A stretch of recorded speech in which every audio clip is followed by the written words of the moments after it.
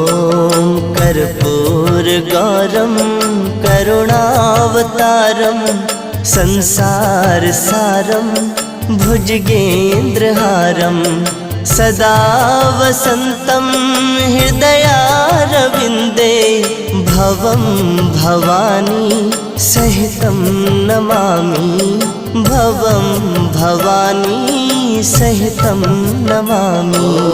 कर्पूरगौरं करुणावतारं संसारसारं